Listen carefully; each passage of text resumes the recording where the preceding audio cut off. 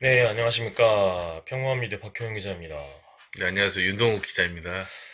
예, 2025년 2월 13일 저녁입니다. 오늘은 이제 3일 전에 있었던 2월 10일에 있었던 끔찍한 사건이죠. 대전 초등학생 피살 사건을 안 다룰 수가 없어가지고, 다루도록 그렇죠. 하겠습니다. 이거는 네, 또 일단은 안타깝게 이제 목숨을 잃게 된 김하늘 양에 대해서 이제 고인의 명복을 빌고요. 이게, 이게 만약에 이제 보통 이제 사람들이 많이 죽어가지고 이제 뭐 항공참사처럼 그러면 이제 강주에도 이제 분향소를 마련하면은 이제 우리가 갈 수가 있는데 네, 대전까지 가서 이렇게 하기가 쉽지 않은데 정말 대전까지 가가지고 이게 좀 뭐랄까 국가꽃이라도 하나 놓고 싶은 심정이에요. 왜냐면은 이제 방금도 제 아들 우리 동욱이랑 혜민이도 보고 왔지만 네, 한 3, 4년 후에 초등학교 가야 되거든. 그렇죠. 그러니까 우리 하늘이가 2017년생이거든. 그래서 음, 2학년으로 올라가는 이제 9살이거든. 한국 나이로 아, 9살. 그러니까 2025년이니까 9살이지. 네. 그러니까 한 달 후면 이제 2학년 이제 이제 초등학교니까 반을 들어간 지 얼마 배정받게 안 되는 된 건데 친구네요. 이제 언론에서는 이제 8살로 나오는데 한국 나이로는 9살이라고 볼 수 있어요. 네, 만으로 하면 7살 되는 거지. 음, 근데 생일이 빠른가 봐 보니까 8살 한 거 보니까. 보통은 8살에 학교를 들어가니까. 예. 아니 2학년이라고 이제 1학년이 아니라 뭔 아, 소리 하고 그렇지. 아, 있어. 미안해요. 네, 2017년이잖아. 2025년이잖아. 그럼 8년이 지났잖아. 태어난 지. 그렇죠. 네, 그럼 거기다 2를 더해. 네, 2를 더해. 8년이 지났잖아. 그럼 10이 되거든, 보통. 한국 음, 나이로 따지면. 그러니까 9살이네? 그러니까 이제 한국 나이로 9살인 거죠. 1학년이 아니고. 음, 2학년 올라가는 걸 대기하고 있었다고 합니다. 아유, 그러니까요. 예. 피해자는 이제 아까 계속 말했지만 김하늘이고요. 2017년생이고 대전 선유초등학교 2학년 진급을 앞둔 한국 나이 9살 여자 어린입니다. 예, 이제 지금 언론에서는 이제 대전 땡땡초등학교 막 이렇게 나와요. 네, 대전에 있는 모 초등학교 나오는데 예전에 재작년에 서희초등학교 2023년에 그 교사가 이제 초등학교에서 이제 자살을 한 사건이 있었거든요. 그래서 음, 교권 문제, 그러니까 학부모의 지나친 악성 민원으로 인해서 교사들이 고통을 받고 있는 그 현실이 사회적으로 큰 조명이 됐는데 네, 그때도 이제 초등학교 이름이 붙었어요. 서희초 사건이라고 막 이랬거든. 예, 근데 지금도 나는 굳이 초등학교를 가릴 필요 없다 생각해. 이제 그 초등학교에 있는 모든 선의의 피해자 뭐 이런 우려도 있긴 하지만 선유초등학교에서도 잘못한 부분이 명백히 있거든. 그러니까 잘못 주체가 세 개가 있는데 그 중에서 나는 이제 두 번째로 생각하거든. 이제 대전교육청이 가장 큰 잘못이 있고 그다음에 대전 선유초등학교도 책임을 질 부분이 있다. 그 교장이나 여기 학교 관계자들이 경찰도 마찬가지고 경찰도 좀 더 적극적으로 해서 막을 수도 있는 부분이 있었는데 한 시간 동안 수색만 하다가 이제 그 한 시간 안에 살인이 일어났거든. 그런 부분이 음, 있어가지고 대전 선유초등학교에서 일어난 일입니다. 서구 관저동이라고 하더라고요. 뭐부터 해볼까요, 희민아? 학공예요. 사건 개요는 크게 이제 두 단락을 이제 나무위키를 그대로 발췌를 해왔는데 동욱이가 차분하게 좀 읽어주세요. 네. 예. 네, 2024년 2월 10일 그 김하늘 양은 이제 16시 40분까지 이제 돌봄교실에 있다가 이후에 이제 원래 다니던 미술 학원 차량에 탑승하지 않았어요. 네, 김 양이 이제 학원 차량에 탑승하지 않았다는 사실을 전달받은 초등학교 교사들은 김 양을 찾아 나섰으나 끝내 이제 발견되지 못했고 그래서 이제 김 양의 어머님한테 이제 연락을 드렸습니다. 네. 근데 김 양 어머니가 이제 17시 15분경에 이제 아이가 돌봄교실 이후로 연락이 되지 않는다며 경찰에 실종 신고를 했고요. 이후에 대전 서부경찰서 경찰관들이 17시 23분에 현장에 도착하고 학교 관계자 부모 등과 이제 합동으로 수색을 진행했습니다. 예. 경찰은 이제 부모 동의를 받아서 김양의 휴대전화 위치 추적을 실시했고 여전히 이제 교내에 있음이 확인됐어요. 근데 이제 위치 추적으로 소재를 파악한 경찰이 김양 할머니와 2층에 위치한 이제 돌봄 교실로 향했습니다. 예. 할머니가 홀로 이제 돌봄교실 옆에 위치한 시청각실로 들어가 플래시로 비춰가며 김양을 찾던 중에 얼굴에 피가 묻은 40대 교사 명땡땡씨 읽지 말고 예, 그다음 과 명땡땡씨. 그 근처에 놓인 김양의 가방을 발견했어요. 예. 할머니가 이제 경찰과 아들을 부르기 위해 시청각실에 나가자 명씨는 이제 시청각실 문을 잠갔고요. 네, 소식을 들은 경찰은 학교 시청각실 문을 강제로 개방해서 들어갔고 내부 장비실에도 김양을 발견했어요. 네, 그러니까 이게 이겁니다. 그러니까 4시 반에 돌봄교실 끝나고 이제 하교를 하잖아. 그렇죠. 근데 좀 더 다루긴 할 텐데 돌봄교실에서 혼자 나와서 교문까지 가야 되는 것 같아. 그러니까 미술학원 버스가 와서 미리 등록된 차량이잖아. 네. 미리 등록되고 미리 등록된 이제 버스 기사님이니까 우리 왔습니다. 하늘이 데리고 왔습니다. 학교에 지금 이제 뭐 이렇게 전달을 하면은 학교에서 이제 받고 왔다 하늘아 이제 잘 가 하고 하늘이 혼자 그러니까 돌봄교사 또는 부모가 교실까지 와가지고 인수인계 되는 게 아니라 이게 연락이 오면은 이제 교실에서 교문까지 하늘이 혼자 가는 구조인 것 같아. 이게 참 안타깝죠. 음. 그래서 이제 그 실제로 초등학교 저학년 이제 그 등하교 그 원리 원칙 같은 그 가이드라인 이런 게 있는데 너무 두루뭉실하다는 말이 있어서 학교마다 제각각이다 이런 말이 있더라고요. 그래가지고 그 이후에 이제 근데 하늘이 왜 안 나오냐? 안 나오니까 안 나오니까 이제 그 기사가 뭐라 그러고 그게 이제 학교에 전달되고 학교에서 그 소식을 접하고 막 수색을 한 거야. 자체적으로 학교를 막 찾아보고 어디 간 거야. 그래서 한참 동안 찾았는데 못 찾아가지고 부모한테 연락을 한 거야. 근데 부모가 연락을 받고 바로 엄마가 경찰 신고한 거야. 경찰 신고했고 이게 학교에 있는 건 분명한데 도대체 알 수가 없다 어디 있는지. 네. 그걸 듣고 보통 경찰도 이제 뭐 실종 신고 들어오면 뭐 가출했겠죠 뭐 그냥 금방 찾겠죠 막 이런 식이 싶거든. 되게 소극적으로 방어적으로 나와가지고 잘 수사 안 하는데 바로 출동한 것 같아 듣고. 그래가지고 학부모, 학교, 경찰 이렇게 3주체가 이제 수색을 하기 시작한 겁니다. 학부모에는 이제 할머니도 들어가고 조부모까지 해서 수색을 하는데 이미 학교 측에서는 이제 학교 전체를 이렇게 수색하고 있었단 말이야. 1층, 2층. 그러니까 쉽게 말해서 고층부터 이렇게 내려오면서. 그런 상황에서 경찰이 자체적으로 위치 추적을 해보니까 학교뿐만이 아니라 학교의 대부분 이제 그 GPS 신호가 뜬다고 나오긴 했는데 학교 인근에 있는 아파트에도 한번 반짝반짝거리는 거야 GPS 신호기가.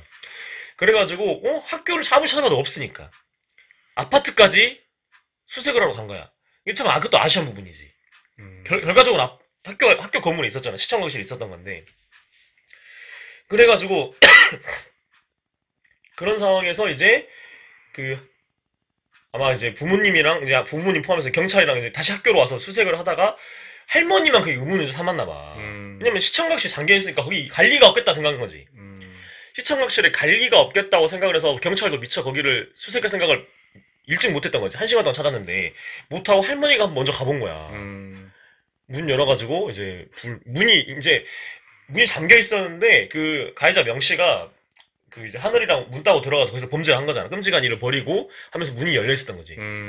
그리고 칼로 잔인하게 난자한 다음에 자기도 목 찌르고 이렇게 자해를 했잖아.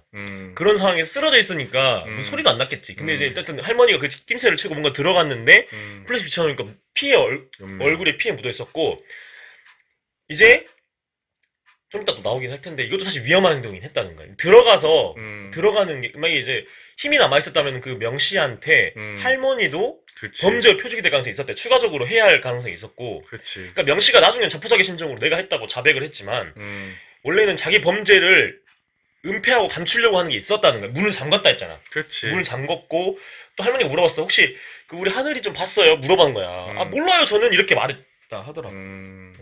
치밀하게 한 점, 방음이 된 점, 그다음에 어둡고 소리가 잘 안 들리는 그 시청각실에서 범행을 했다는 것 자체가 뭔가 이거를 그러니까 조선이나 이런 걸 보면은 살인 저지르고 나서 그냥 딱 앉아 있잖아. 경찰이 오면 그대로 그냥 순순히 체포 다 가거든. 근데 얘는 이 사람은 격렬하게 정하거나 막 도주하고 이런 건 아니지만 자기 범행을 저지르고 나서 그거를 약간 피하려고 하긴 했다. 안 들키려고 하긴 했다는 거지. 어느 정도 계획적인 부분이 있다는 거고. 왜냐면 시청각실로 범행을 정했고 이런 것도 그렇고. 그 다음에 돌봄교실이 끝나고 나오는 아무나 학생 걸려라. 그럼 같이 걔도 죽이고 나도 죽겠다. 뭐 이런 진술을 했잖아. 그런 부분이 있습니다. 다음 좀 읽어주세요.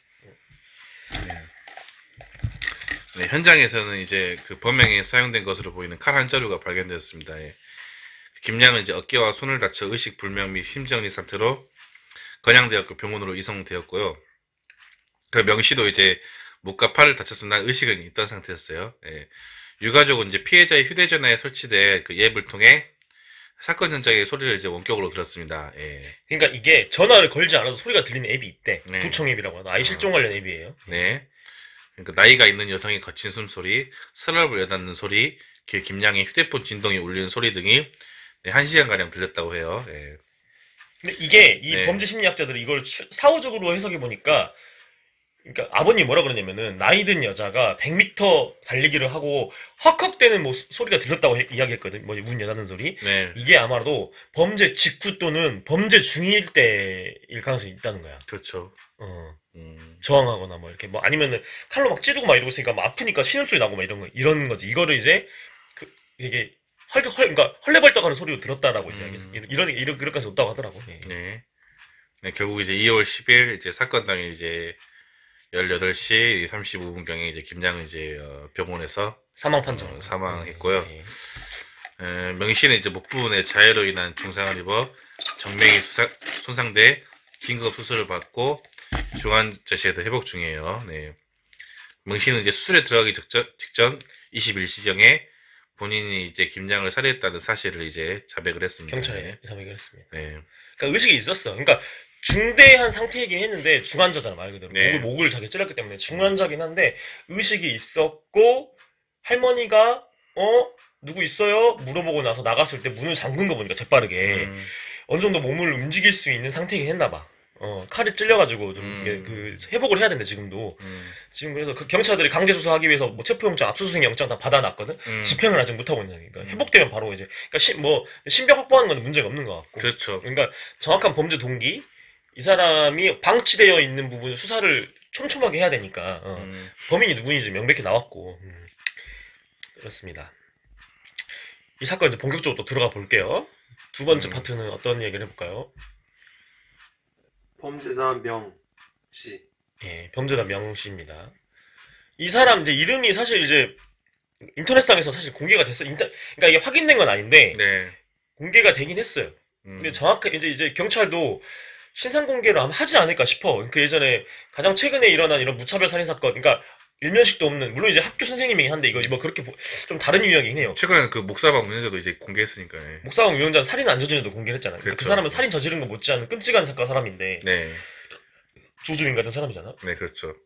순천에서 일어났던 박대상 사건이죠. 네. 그 사람도 이제 한 명 죽였는데 공개가 됐고, 그러니까 사회적인 파장이 크고 범죄가 잔혹하고 뭐 이러면 이제 그러니까 경찰청 산하에 있는 그러니까 신상공개위원회가 있죠. 심의위원회 법률에 따라 네. 공개를 할 수 있을까? 공개가 될 것 같아.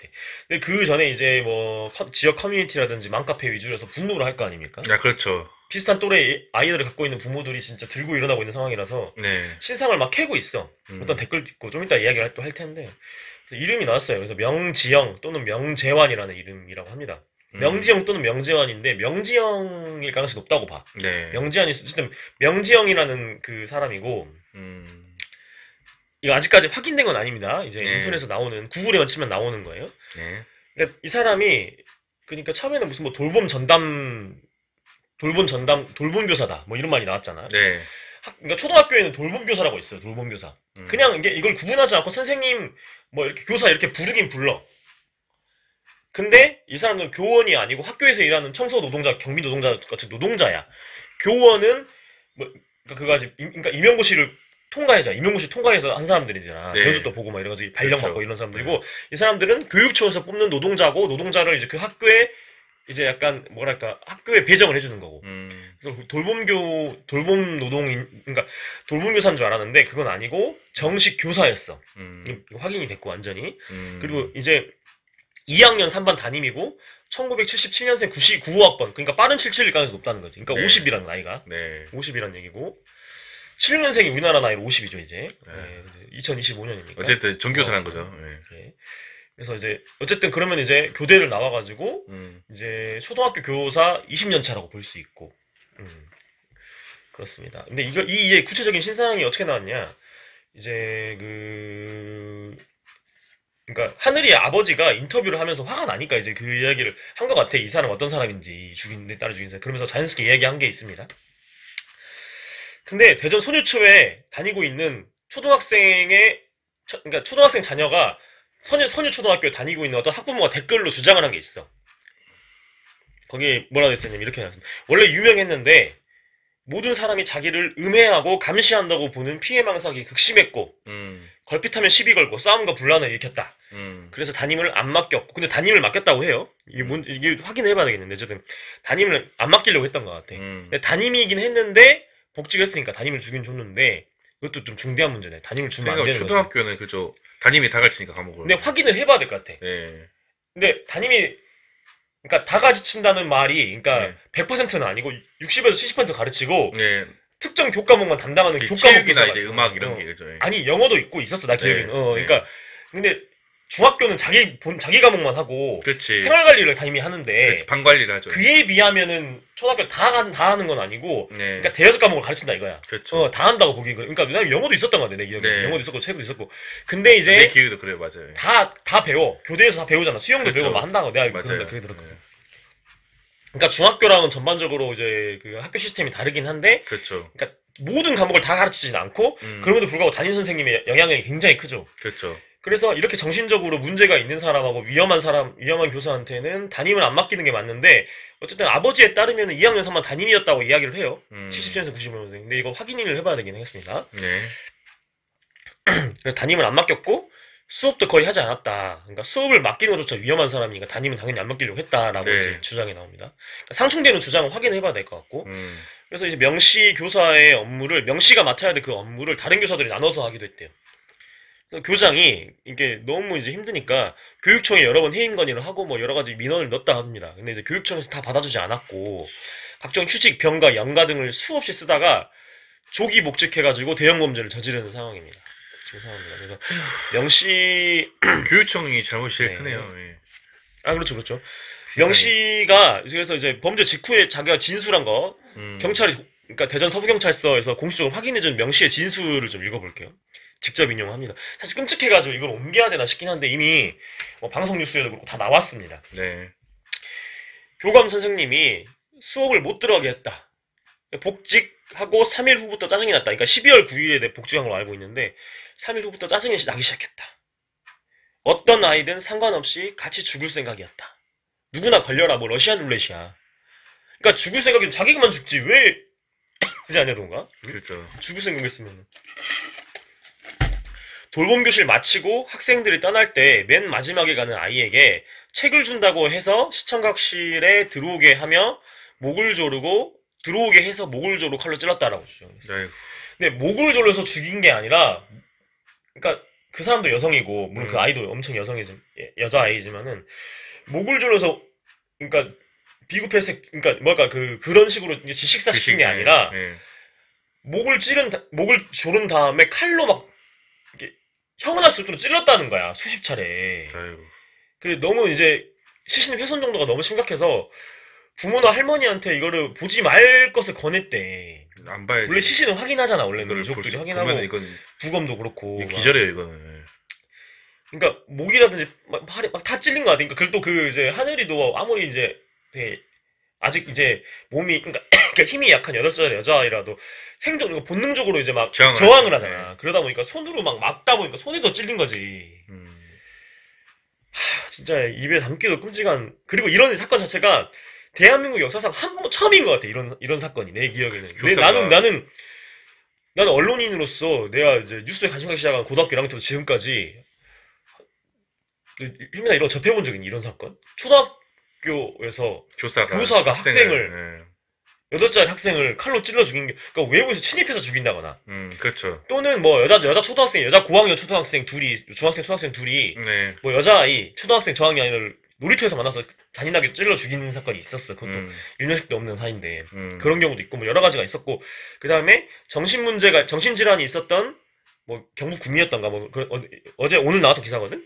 정신질환이 있었던 30대 어떤 여성 교사가 자기 할아버지를 죽이려고 하고 그러니까 자기 아버지를 죽이려고 하고 실패하자 자기 3살짜리 아들을 찔러 죽인 경우가 있었어. 오늘 나왔어. 그러니까 정신질환을 앓고 있는 사람들은 그 어느 지역 어떤 직업군에서도 있을 수 있다. 얼마든지. 그렇죠. 심각한 문제를 일으킬 수 있고 이게 맞아요. 이번에 나온 거야. 그러니까 교사가 이러는 게 아니라 교사든 정치인이든 그치 의사든 그렇죠. 변호사든 우울증이든 뭐 조현병이든 피해망상이든 그런 부분을 갖고 있을 수 있다는 거지. 그럼요. 그리고 일반적인 아무 정신적인 문제가 없는 일반인도 정신적으로 마음적으로 힘들 수 있잖아. 아, 그럼요. 우리가 그때 청년정의당 정신건강위원회 위원장 정채연 씨를 인터뷰하면서 우리나라 그 정신건강 대책 문제가 얼마나 허술한지에 대해서 이야기를 했잖아. 맞아요. 전반적으로. 그러니까 특정 직군 분야 아니라 교사가 어떻게 이런 사람이 교사가 돼라고 말할 게 아니라 그러니까 우리나라 한국 사회 구조 자체가 정신질환 문제를 더 심각하게 만들고 부추기고 더 힘들게 만드는 부분이 있는데 그렇죠. 거기에 대해서 치료를 받고 상담을 받고 대책을 세우고 막 이런 부분이 특히 음. 범죄에 나아가는 분들 음. 조현병이나 이런 분들 피해 망상 심하게 갖고 있는 분들 일상생활이 불가능한 분들을 잘 사회 밖으로 나오게 해가지고 치료해주고 적극적으로 이게 아니라 더 방치하고 더 뭐랄까 더 극단적으로 이게 심해질 수 있도록 이렇게 한 부분이 있잖아요. 부족한 부분이 많잖아. 그렇죠. 근데 교사도 이번에 그 극단적인 사례 나온 거지 이번에. 그렇게 보면 될 것 같아. 그래 명 씨가 그러니까 심각한 우울증으로 병가와 휴직을 이제 계속 병행하다가 2024년 12월에 복직을 했잖아요. 12월 9일에. 네. 근데 12월 9일에 복직을 했고, 그러니까 사건 발생이 이제 2월 10일인데 2월 10일 그러니까 그 끔찍한 일이 벌어졌던 그 사건 직전에도 안부를 묻는 교사의 팔을 꺾고 헤드락을 했대. 참나. 그러니까 이런 일이 있었고, 네. 그 다음에 컴퓨터 뭐 프로그램이 이렇게 빠르게 안 열려 이래가지고 컴퓨터 두드러 깨고 막 이랬대. 파손하고 이랬다더라고. 약간 패급이네 이게. 그래서 교장이나 교감도 다시 휴직하기를 권했는데 휴직이 이루어지지 않았고 교육청에서 뭐 허가하지 않았다 이런 말 하다가 같은 사유로 또 휴직하면 안 된다 이래가지고 아니, 교육청 쌍놈. 근데 휴직이 안 됐다. 아니면 이거 아예 해임을 했어야 되는데 이게. 그렇지, 그렇지. 그러니까 그게 이제 좀 더 현행 법과 제도가 어떤 미비한 점을 또 이야기할 겁니다. 구체적으로 보면 2월 9일이야 그게. 네. 하루 전인 것 같아. 그러니까 2월 9일 업무 포털에 빠르게 접속이 안 된다는 이유로 컴퓨터를 파손하고 동료 교사가 그래도 그나마 좀 자기한테 손을 뻗어준 손을 내밀어준 아주 좋은 동료 교사인데 함께 퇴근할까요? 명지현 선생님 우리 함께 좀 대화 좀 나눠봅시다. 라고 먼저 접근한 교사한테 헤드락을 걸고 손목 안 놔주고 막 이런 거 있잖아 막 이렇게 폭력적인 행동을 보였다는 거야. 아이고. 그 다음에 그게 이거 결국 이제 약간 제지되고 약간 그러면 그러니까 강제로 떨어뜨려 놔야죠. 이러는 과정 속에서 이게 트러블이 생기는 과정에서 왜 나만 불행해야 되냐 라고 말하게 됐대. 이게 굉장히 중요한 거거든. 그러니까 피해망상이 심했다는 거잖아. 오히려 자기한테 호의를 보여주는 사람한테 해코지를 하면서 왜 나한테만 그래? 왜 나만 갖고 그래? 왜 나만 불행해야 돼? 라는 말을 했다는 거는 이거 2023년 조선이 그랬잖아. 왜 나만 그러냐?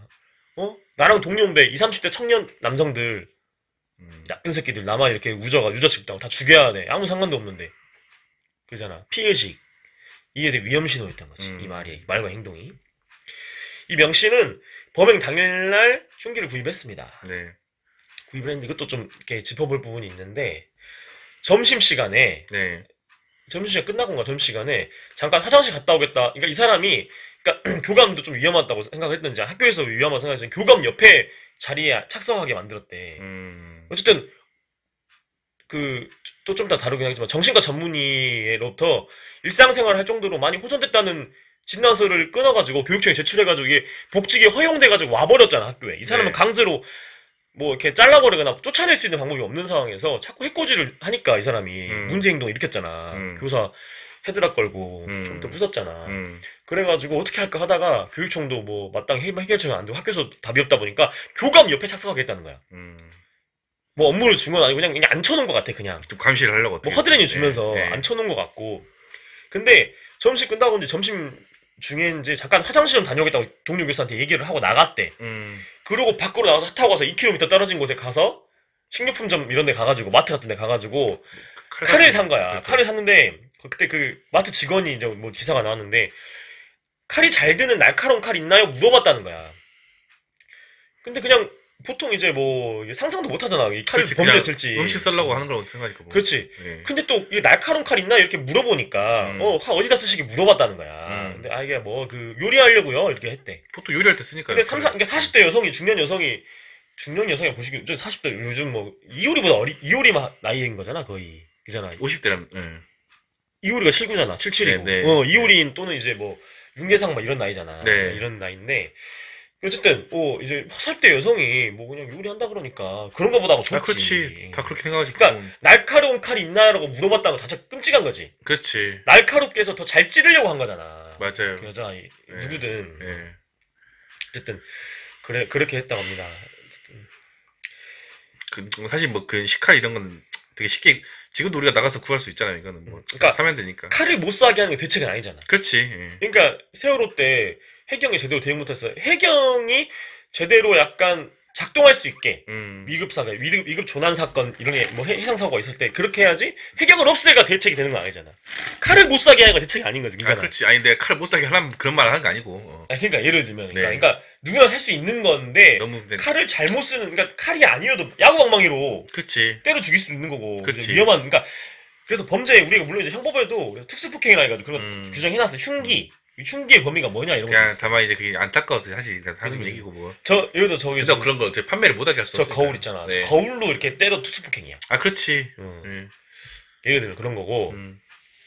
근데 이 생각이 들긴 들어. 이제 견물생심이라고 이게 연탄부터 시작해서 되게 본드, 연탄 뭐 등등등 번개탄 비슷한 건데 그리고 뭐 칼도 그렇고 관리를 잘 하긴 해야 될 것 같아.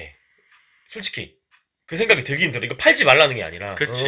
좀 고민을 해봐야 돼. 전문가들이랑 같이. 이거 근데 이게 견무생심적인 부분도 크다. 우리가 대중요법은 항상 근본적인 대책 얘기하잖아. 근데 근본적인 대책을 일단 수립하기가 쉬워 어렵잖아. 겁나 어렵죠. 예. 그냥 단기적으로 마련할 수 있어서 장기적으로 마련해야 돼. 근데 음. 장기 대책만 마련하다가 그 시간 동안 또 이런 범죄 발생하잖아. 그렇죠. 그러니까 대중요법 부분도 잘 할 수는 있어야 된다고 생각해 나는. 일단 이거 막으려면 막기 적절하게. 위해서. 예. 그러니까.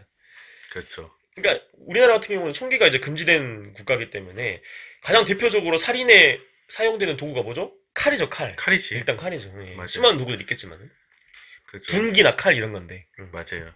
근데 둔기는 힘이 세야 되고 하니까 칼은 바로 목 찌르면 다 찔리니까. 그렇지. 심지어 커터칼도 있고 하니까. 네. 그러네. 네. 커터칼로 죽일 수 있겠네. 커터칼로도 그렇죠. 막 이런 데는 막 썰어버리고 이럴 수 있잖아. 막. 그래서 아니면은 묶어놓고 여기를 그서다든가 이럴 수도 있죠. 그럴 수도 있고. 네. 맞아.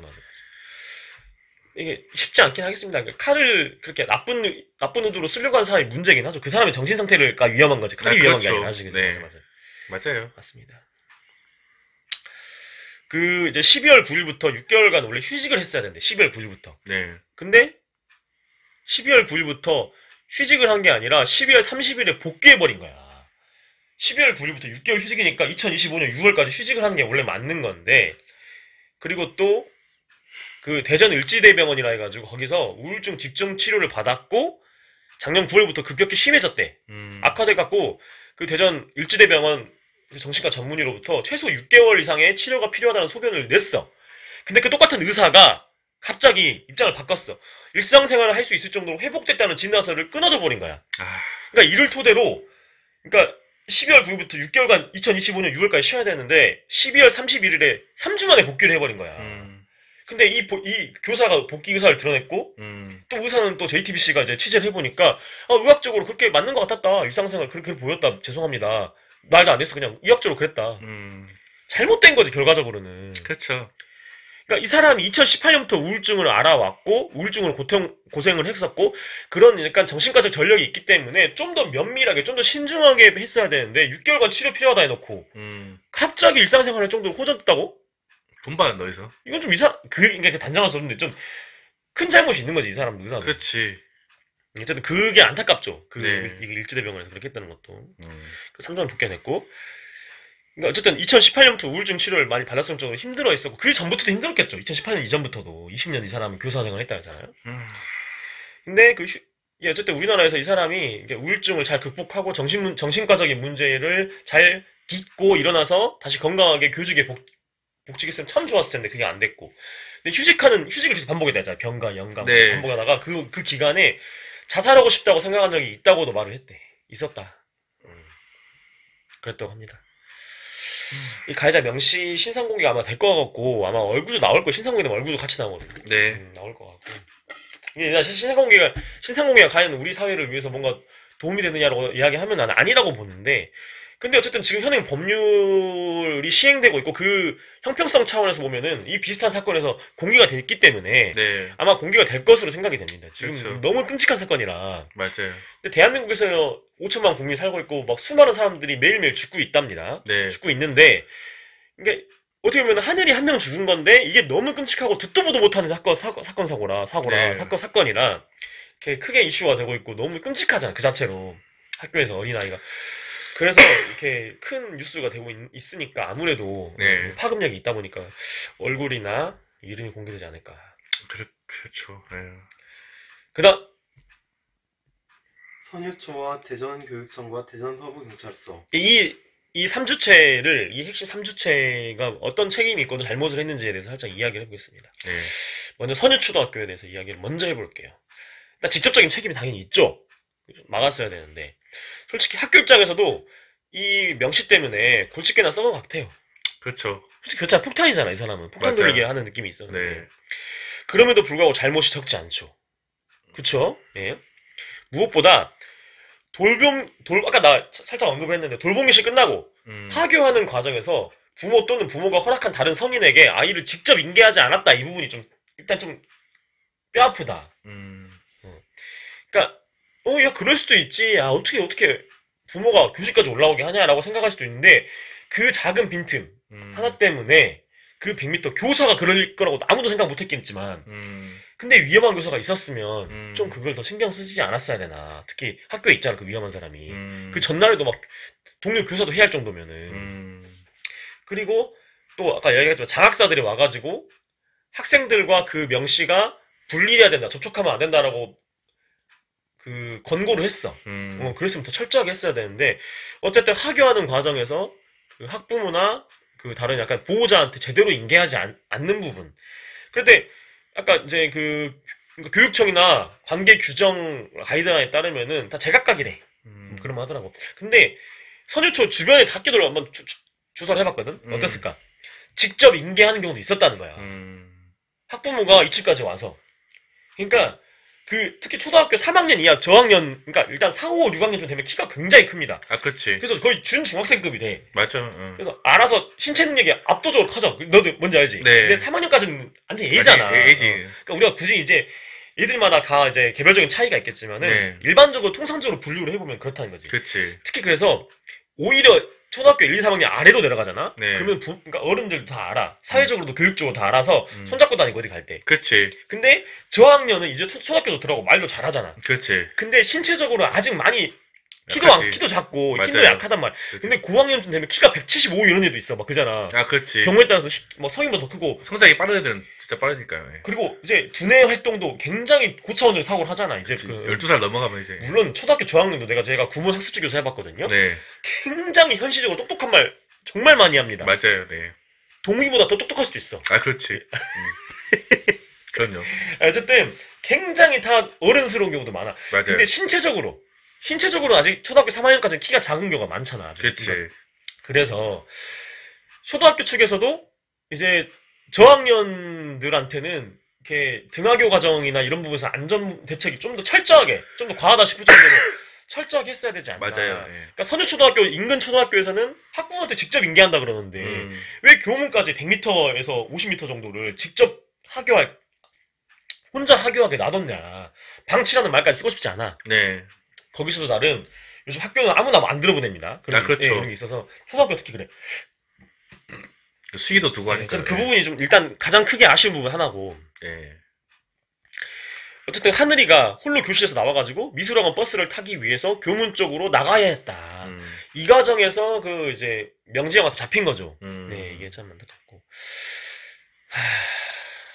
무엇보다 명 씨가 사건 하루 전날 그렇게 폭력적이었으면은 큰 위험도를 감지하고 어떻게든 강력하게 과하다 싶을 정도 조치를 취했어야 되죠. 근데 안 했죠. 그저 교감 옆자리에 착석하도록 한 조치 말고는 한 게 없죠. 이거는 이제 선유초등학교 잘못입니다. 명 씨가 또 자리를 떠나가지고 어디를 가고 퇴근할 때까지 위치 파악을 확실히 계속 하고 있었어야 되는데 그것도 안 됐죠. 동료 교사한테 화장실 간다고 하고 갔다 했잖아. 네. 근데 화장실 갔다가 차를 타고 6km까지 갔으면 좀 일반적으로 화장실 가서 소변을 보고 오는 건 시간이 더 걸릴 텐데 어디 갔어? 이 생각 안 한 거지. 어디 갔다 왔으면 또 어디 갔다 오셔서 물어봐야 될 거 아니야. 물어보고 뭔가 좀 수상하다 그러면은 뭔가 좀 몸수색이라도 해서 칼이라도 뭐 이런 거 찾아냈어야 되잖아. 원래는. 그런 부분. 어쨌든 결과적으로 봤을 때 너무 끔찍한 사건이 벌어졌고 소중한 사람이 죽었잖아. 그거에 대해서 뭔가 아쉬운 부분이 다 작용하는 거죠. 그 결과가 안 날 수도 있었는데. 네.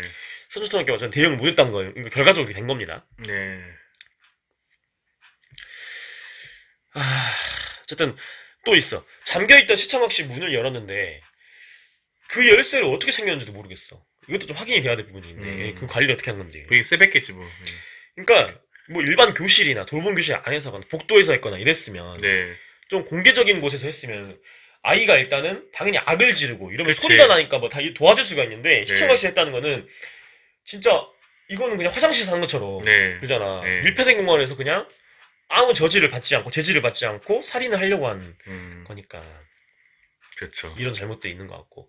다음은 서부경찰서인데 서부경찰서가 잘못이 뭐 없고 어떻게 할 수 없 어떻게 이번에 뭐 경찰이 어떻게 할 게 있겠냐라고 말할 수도 있긴 한데 그래도 잘못이 있습니다. 아동 실종 신고 받았잖아. 네. 비교적 빨리 출동했어. 바로 수색한 것은 좋았어. 음.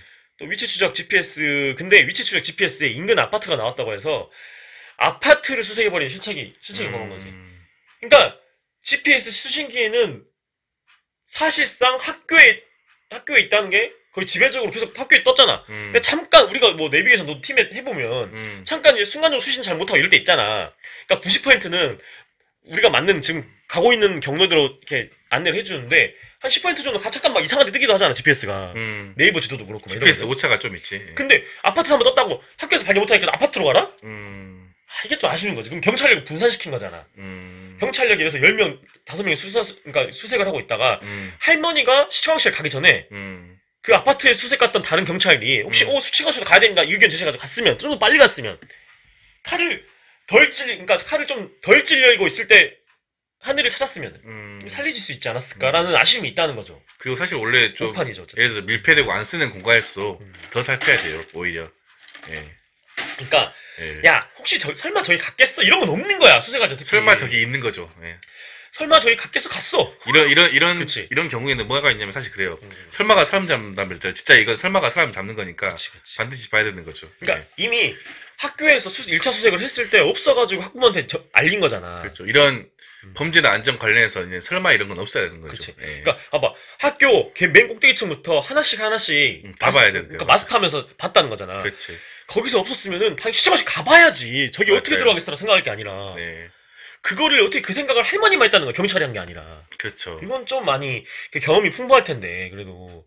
그러니까 일반 시민들은 좀 아쉽지 이게. 그러니까 실종 수사를 해본 적 있어? 근데 경찰도 물론 안 해봤겠지만 일반 시민들에 비해서 실종 수사를 해봤을 거 아니야. 아, 그게 그렇죠. 아이든 누구든 네. 뭐 치매 노인이든 어쨌든 할머니가 먼저 발견했다는 것은 좀 되게 뼈아픈 부분이다 경찰 입장에서. 사실 이게 등잔 밑도 결국 잘 살펴야 되는 거니까. 그렇지. 예. 그러니까 학교 맨 꼭대기층에서 한 층씩 내려오면서 다 수색을 했는데 없다 그러면은 설마 거기 들어가겠어? 한 곳을 노려야 되는 거야. 아, 그렇죠. 빨리 들어갔어야 되는 거고. 맞아요. 어쨌든 결과가 참혹했기 때문에 이게 경찰도 아쉬운 부분이 있다.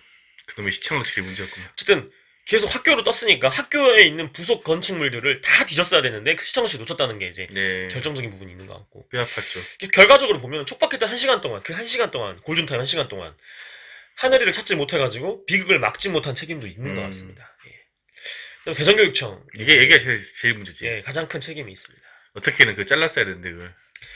학교에서 여러 차례 심각성을 보고하고 추가 휴직을 신청을 했는데 음. 교육청에서 같은 사유로 또 휴직하는 것은 불가능하다고 반려했죠. 이것도 굉장히 큰 잘못입니다.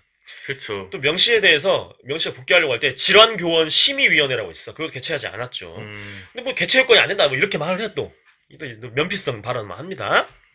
교육부는 정신적 신체적 질환을 가진 교원의 직무 수행 여부를 객관적으로 판단하기 위해서 질환교원 심의위원회를 개최하도록 하고 있는데 규정 미비 탓에 개최하지 않은 잘못이 있다. 우리도 교체하지 않을 수밖에 없다라고 또 이렇게 이야기를 합니다. 예. 그러니까 보고가 됐으면 이렇게 심각한 교사가 있으면 어떻게든 좀 적극적으로 규정을 해석해서 열었어야 되는데 단순히 정신과 전문의가 이 사람 일상생활 할 정도로 많이 호전이 됐대. 그럼 학교 현장 복귀해. 근데 학교에서 문제 일으켜. 장학생도 파견할 정도야. 그러면 그러니까 교육감 뭐 직권으로 하든 뭐 교육청에 있는 실무국장 이런 사람들이 뭐 심각한데 이거? 네. 뭐라도 해야겠는데? 긴급대책 해야 되는데 안 하고 있었잖아. 어쨌든 이 비극이 일어난 거에 대해서 막지 못했잖아요. 네, 그런 게 있고 심지어 사건 당일 그 10일 오전에 2명의 장학사를 보내가지고 상황을 파악하도록 조치를 했는데 대면 조사를 안 했대. 이 명시를 보고 대면 조사를 해야지. 그럼 심각했을 거야. 이 사람 대화도 안 되는 사람이 내가 봤을 때. 그렇지. 그냥 완전히 자기 피해망상에 빠져가지고 거의 윤석열 대통령처럼 거의 계엄을 할 정도로 자기만의 세계에 갇혀가지고 부정선거 있고 뭐 이런 것처럼 누군가 날 해치려고 하고. 최윤종이 그랬잖아. 최윤종이 그랬지, 최윤종. 최원종 말고 최윤종이 그랬네. 걔가 최원종인가? 부산 그 용인 그 서현역에서 참사한 사람이 최윤종인가? 원종 아니에요? 원종인가? 원종을 하고 있어요. 최원종이 뭐라 했냐면은 무슨 뭐 해커 집단인가 자기 뭐 어떤 집단이 나를 살해하려고 한다. 뭐 이런 말을 했어. 거기가 도청 전체가 있는 그런. 그러니까 안인득 씨도 그랬고 네. 안인득도 그랬잖아. 그래가지고 막 이렇게 막 내가 계속 피해를 당하고 있다. 그래서 막 아무 죄 없는 사람 죽였잖아. 범죄들이 있었는데 피해 망상이 정말 무서운 거더라고. 야, 그렇죠. 피해 망상을 상징하는 그 워딩이 뭐다 메시지가 뭐다? 왜 나만 갖고 그래야? 왜 나만 불행해야 되냐 그랬잖아. 왜 나만 조선도 그랬어 그래? 조선도. 예. 아, 니들이 족같이 사니까 그렇지. 예. 그렇지. 예. 어쨌든 나 근데 가장 좀 꼴보기 싫은 게 뭐냐면은 이게 사건이 터졌잖아. 그래서 사건이 저녁에 막 속보로 떴거든. 네. 그래서 밤부터 막 새벽까지 막 뉴스가 나오고 막 새로운 정보들이 나오고 다음날 급하게 대전교육청에서 브리핑을 열잖아. 긴급 브리핑 하잖아요. 네. 그래가지고 이게 설동호 대전교육감도 그렇고 다 나오긴 했어. 최초 브리핑에서 한마디 하고 지나갔는데 지금 최재모 교육국장이라고 있어. 네. 대전교육청 최재모 안재모랑 이름이 같네요. 네. 최재모 교육국장을 총알바지로 앞에 내세우고 기자들 앞에 세워놓고 있는 것 같아. 지령을 받는 것 같아. 근데 설동호 대전교육감이 나와가지고 기자들 앞에서 되게 매서운 질문도 받고 혼도 나야지 사실. 아, 그렇죠. 그러니까 이 최재호 교육국장이 말을 하는 거 보면 다 어쩔 수 없었고 규정이 어쩌고 저쩌고 심지어 이런 말도 해. 대전교육청은 무조건 엎드려가지고 사과만 해야 되는데 사죄를 해도 모자를 파네. 지금 대전교육청의 문제만이 아니라 전국 교육 시스템에 뭐 이런 말을 해. 또 물타기 하네요. 예. 전국적으로 아니 이 전국 그 문제가 아니라 만약에 촘촘하게 이 교육 행정을 실천하고 있는 그런 교육감이 있는 그런 약간 그런 데서 이런 일이 일어났으면은 이런 문제 있는 교사가 있으면 빨리 좀 선제적으로 대처를 해가지고 이런 일이 안 일어날 수 있어. 대전교육청 너네들이 못한 거야. 못한 거지. 그래놓고 막 지적을 받으니까 이거는 대전교육청만의 문제가 아니라 전국적으로 교육제도를 뭔가 좀 뭐랄까 개선하고 보완해야 될 문제입니다라고 하는 거를 외부에서 말한 게 아니라 지들 입으로 그런 말 하고 있어. 그러니까 우리만 문제가 아니다 이런 얘기를 하고 싶은 것 같은데 동아 해석 안 될 말이죠 사실. 조두순이 봐봐. 네. 조두순이 아동 성폭행 범죄가 한국 사회에 이렇게 심각합니다.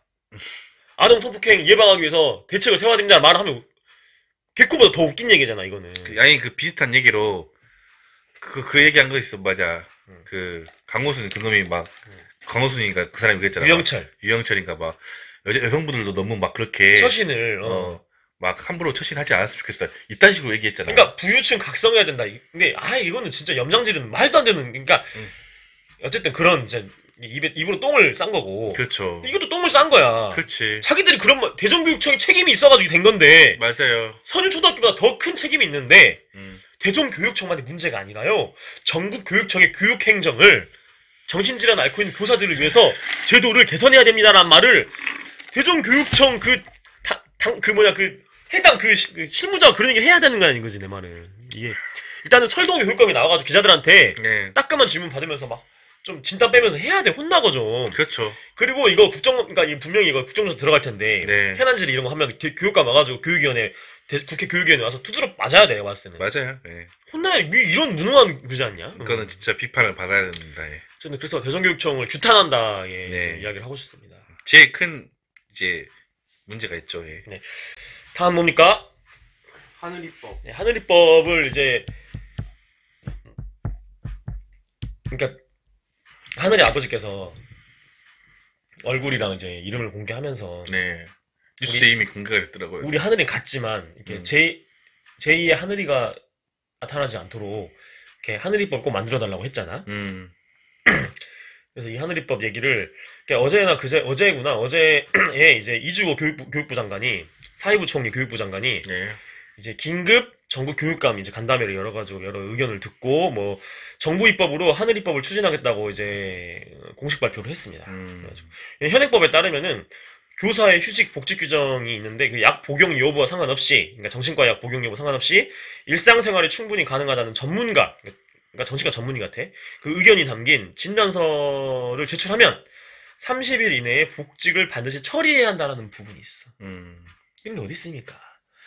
그러니까 교육청 차원에서 학교 차원에서 이 교사가 미처 정신과에서 일시적으로 그렇게 정상적이라고 이제 이야기했을지 몰라도 다시 한번 필터링, 검증할 수 있는 게 있어야죠, 자체적으로. 이 사람이 교육을 제대로 해줄 수 있는 사람인지, 학생들한테.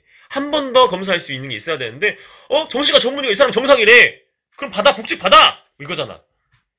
그랬더니 이런 일이 일어났죠.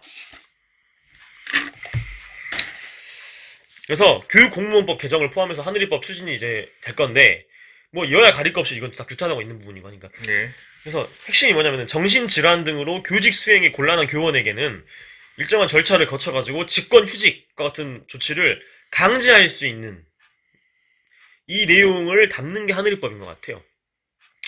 그래서 그러니까 의사 진단서만 있으면 복직을 승인하던 그 기존 규정을 바꿔가지고 정상 근무 가능성을 추가로 검증할 수 있는, 그러니까 교사가 폭력성과 특이 증상을 보였을 때 긴급 개입하는, 교육청 차원에서 긴급 개입하는 그 방안도 강구를 했으면 좋겠습니다. 하늘이법이 꼼꼼하게 추진됐으면 좋겠고, 그 다음에 등하교 문제, 초등학교 저학년 등하교 문제와 그 다음에 그러니까 교사와 등하교 문제 이거. 네. 그러니까 교사가 아니라 학교에 어떠한 이유로 침입해 올 수 있는 외부자도 있을 수 있고 여러 가지가 있으니까. 그렇죠. 어쨌든 초등학교 저학년이 제일 위험하다 그랬잖아. 네. 그다음에 교통사고도 제일 위험해, 초등학교 저학년이. 맞아요. 그러니까 우리가 킹난이처럼 갑자기 뛰어들 수 있는 친구들이 어떤 약간 길거리 다니면서 집중력도 잘 떨어질 수 있고 막 뛰어다닐 수 있고, 외부의 자동차라든지 킥보드라든지 오토바이 이런 거 신경 안 쓰고 막 돌아다닐 수 있는 가능성이 높은 게 어디다? 초등학교 1학년 3학년이다. 네. 그 아래는 너무 어리니까 같이 다닌단 말이야, 어른들이. 네. 혼자 안 다니게 하잖아, 웬만하면은. 그렇죠. 고학년은 준중학생, 준성인에 비슷하게 키가 많이 컸기 때문에 그나마 거기도 위험할 수 있지. 네. 누구나 교통사고 위험은 있겠지만, 초등학교 저학년이나 이런 등하교 문제, 교통안전 문제, 그 다음에 범죄에 노출될 수 있는 문제에 대해서 교육적으로 좀 과하다 싶을 정도로 안전하게 해야 된다고 봅니다. 네.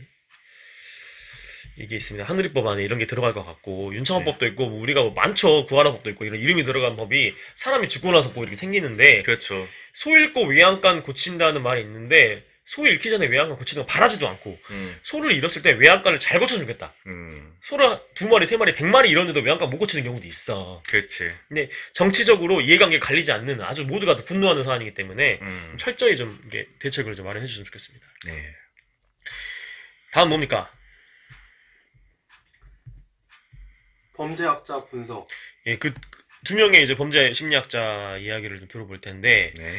배상훈 프로파일러가 이 사건에 대해서 뭐라고 이야기를 했는지 라디오 프로그램 YTN 라디오 나와가지고 한 이야기가 있거든요. 네. 동욱이가 좀 천천히 먼저 읽어주세요. 네.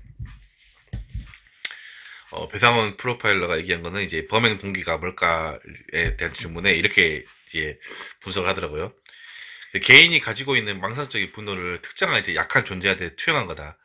그래서 본인이 얘기한 것은 자신의 수업을 배제하려고 하는 그 배제한 교장 혹은 교감, 장학사 이런 사람을 이제 해야겠다라는 생각을 하겠지만 실제로 그 사람은 이제 접근하기 어렵죠. 접근하기 어려우니까 가장 손쉬운 이제 하늘이 같은 어린 아동을 공격한 그게 이제 주요 동기가 되는 거라고 이제 얘기했고요. 비슷한 사례가 있나요? 물어봤죠. 뭐 대표적으로 뭐 당연히 뭐 안인득 사건이 이제 가장 대표적이라고 얘기하네요. 예.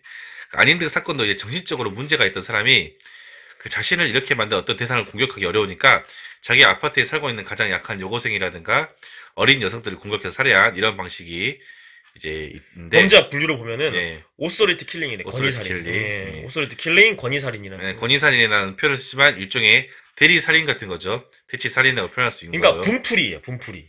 그냥 솔직히 말하면은 그래서 그냥 만만한 사람 타겟해갖고 이제 죽이는 거네요, 진짜. 아주 비겁한 진짜 행동이네요. 동호가 혜민아, 우리가 이런 거 있냐? 화나는 일이 생겼어. 혜민아, 펀치 때리지. 또는 막 이런 거 있잖아. 우리가 막 베개가 있어, 옆에. 막 갑자기 뭐 전화가 왔어, 혜민이 나한테. 그래서 막 열받는 소식을 들었어. 그러면 베개를 집어 던지잖아. 그치. 막 분노를 하게 되면 뭐 그런 행동도 못 하겠지만 너무 분노해. 근데 빡친 소식을 들었으면 식빵 하면서 뭐 어디를 치거나. 그렇죠. 거의 그런 거야. 사람을 그렇게 한 거야. 근데 베개를 집어 던지거나 뭔가 손상돼도 괜찮은 뭐 물건들을 그렇게 하는 경우가 있잖아. 네. 화났을 때. 근데 그거를 사람이라고 생각해봐. 그거를.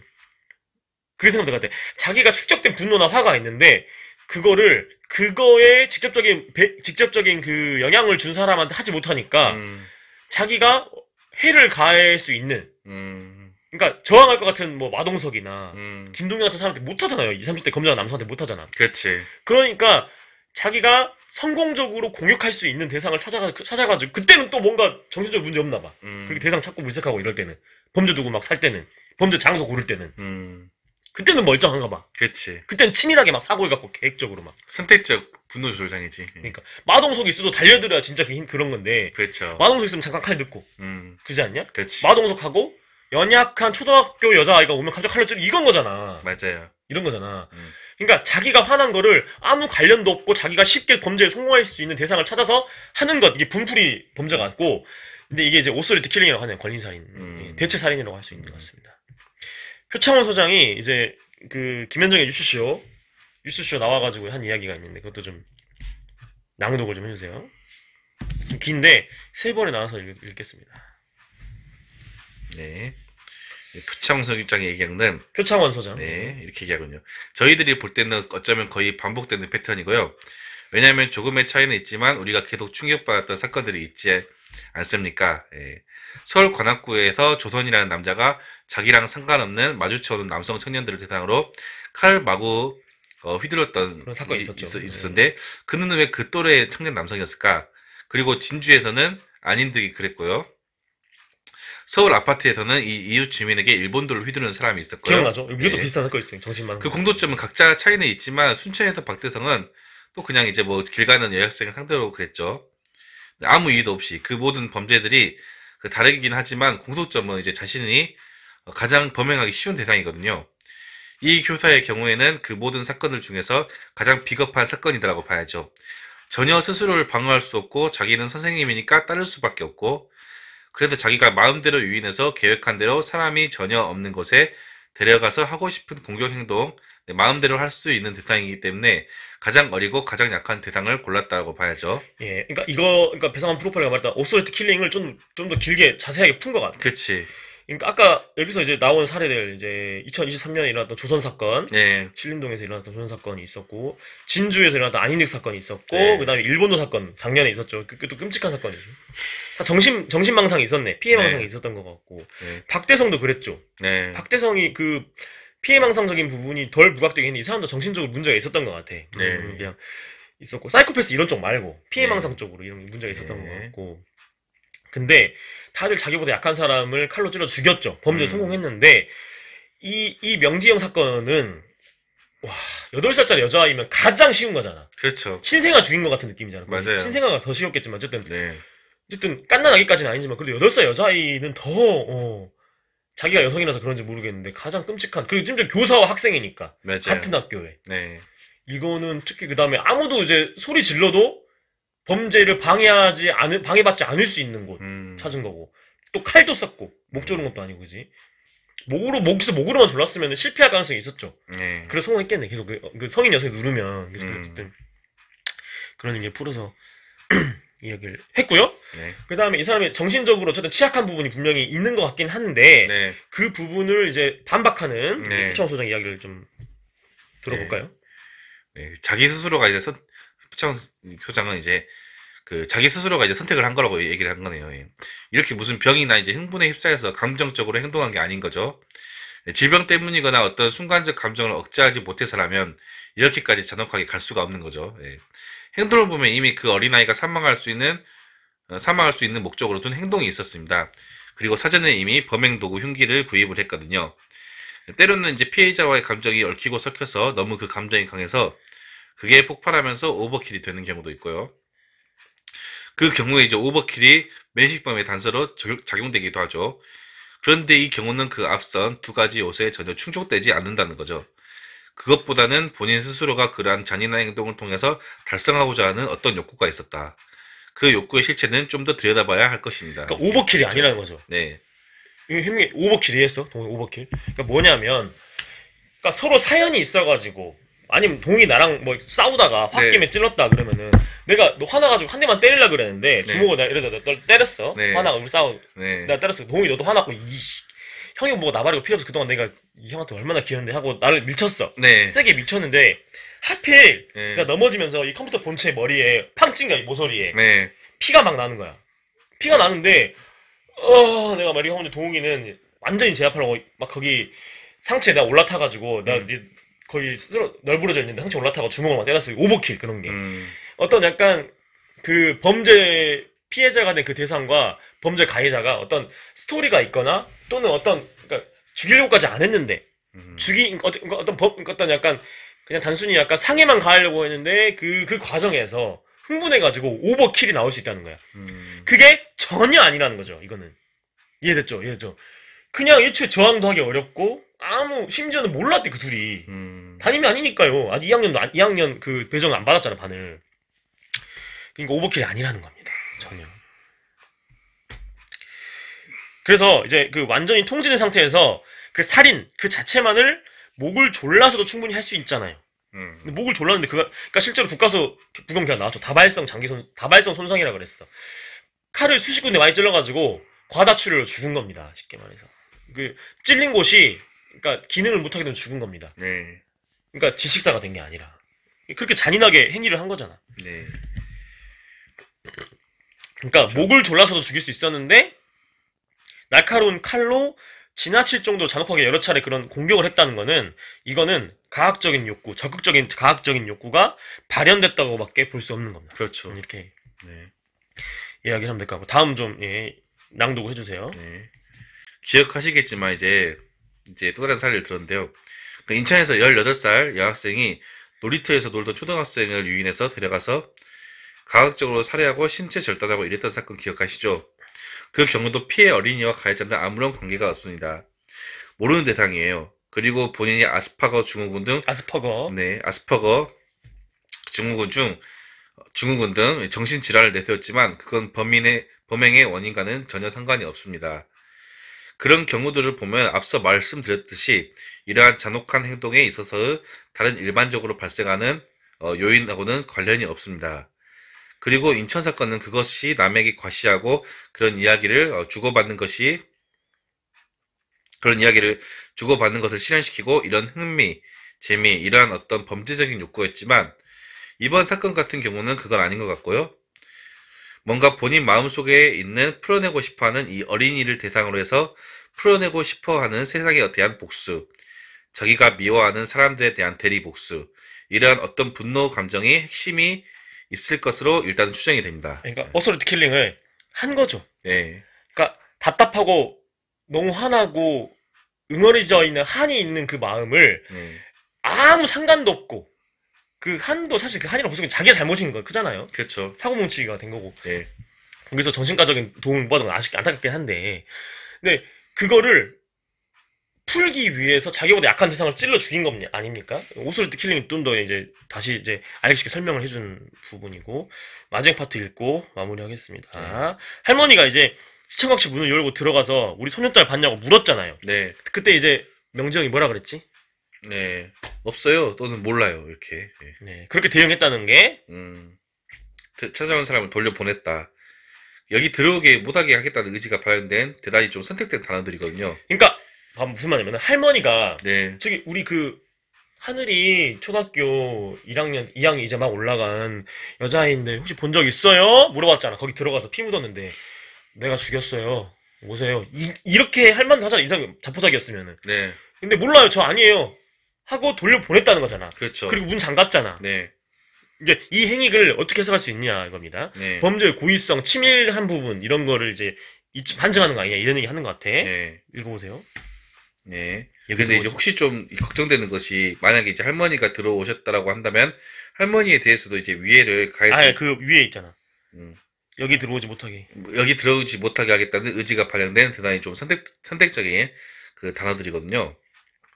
그런데 이제 혹시 좀 걱정되는 것이 만약에 할머니가 들어오셨다라고 한다면 할머니에 대해서도 위해를 가했을 가능성도 조심스럽지만 상당히 위험한 상태였다라고 볼 수 있습니다. 네, 그럴 가능성이 충분하죠. 네. 이미 이 상태가 자포자기가 아니라는 거예요. 그렇지. 네. 그 대응이 이제 자기 범행을 숨기고 감추고 잡히지 않겠다는 의지가 보이거든요. 이 상태의 범죄자들은 대단히 위험합니다. 그렇죠. 오히려 최원종이나 조선 같은 경우는 자기 목표를 달성하고 이제 그 다음에 이제 그 자리에 있었습니다. 그냥 경찰이 올 때까지 기다려요. 잡힐 준비를 하는 거죠. 그런데 이 교사 범죄자는 그런 행동이 아니거든요. 숨기고 감추고 거짓말하고 찾아온 사람이 현장에 못 들어오도록 하는 행동을 했거든요.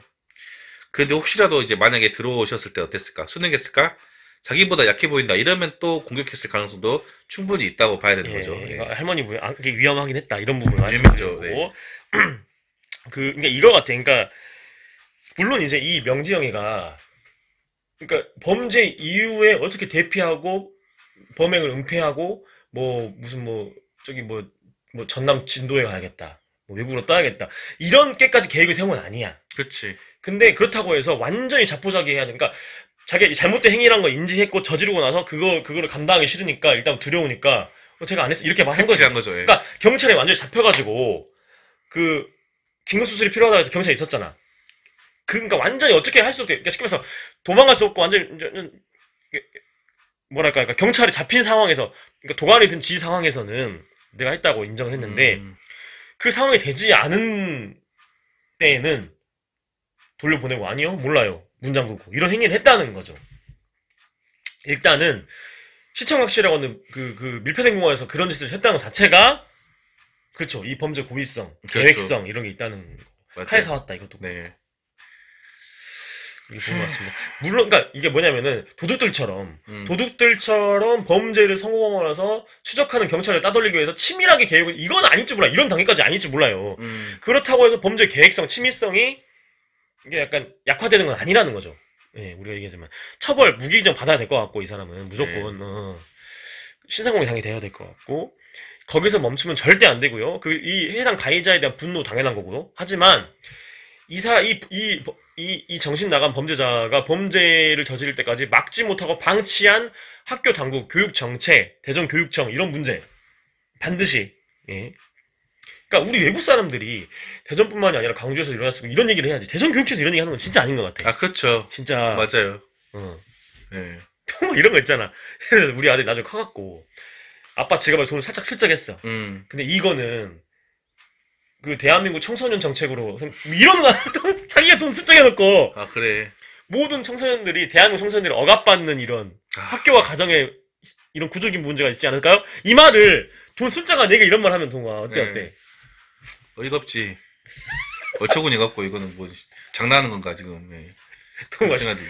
진짜 내가 저 신정환이 갑자기 옛날 그 도박 정책 얘기하는 거. 박근혜 유치해 달밥도 생각나고. 예. 아 그렇죠. 예. 어쨌든 대전교육청은 저는 이제 규탄하고 설동의 교육감이 좀 비겁하지 않았으면 좋겠고요. 그다음에 굉장히 비겁하죠. 어쨌든 자기가 최종 책임자인데. 아니 뭐 교육부 장관도 그렇고 이제 지금 이제 그 계엄 사태 탄핵 정국인데 아직 정치적으로 혼란하긴 한데 우리 이제 제주항공 참사도 그렇고 네.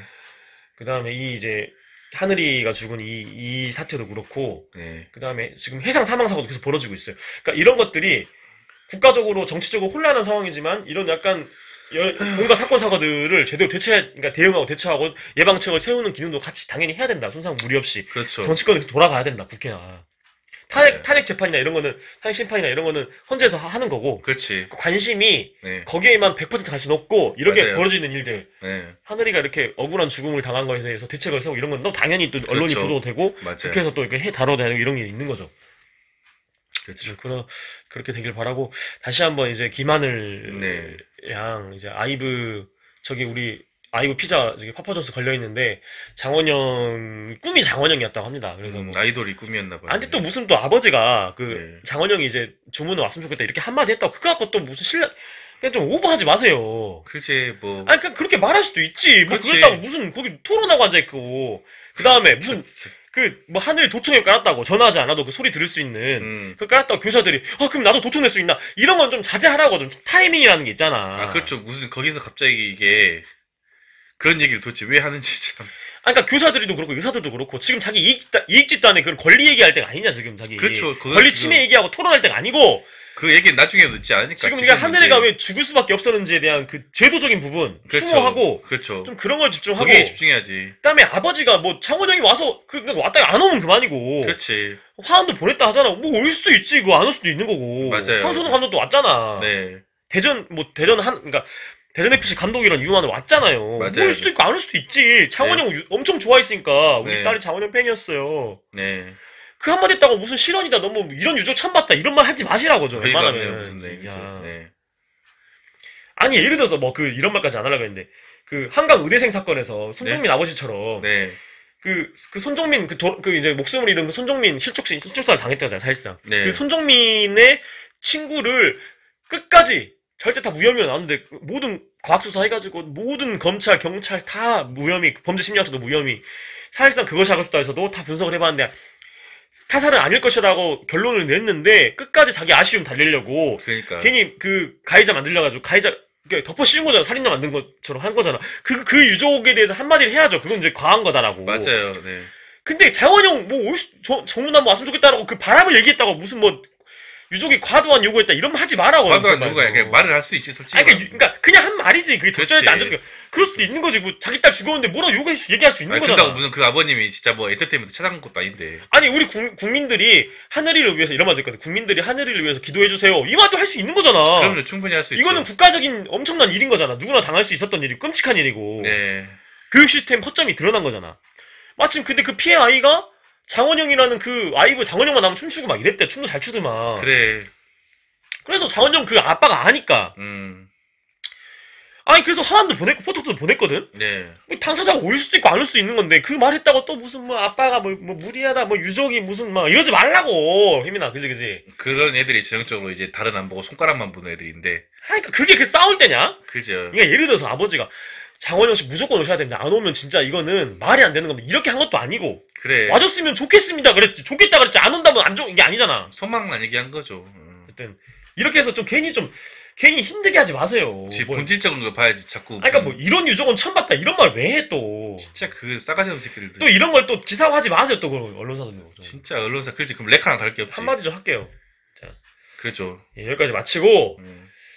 예, 우리 하늘이에 대해서 이제 하늘에서는 천국에 가서 아프지 말고 예, 이렇게 즐겁게 행복하게 뛰어놀았으면 좋겠습니다. 명복을 빌도록 하겠습니다. 네, 명복을 빌겠습니다.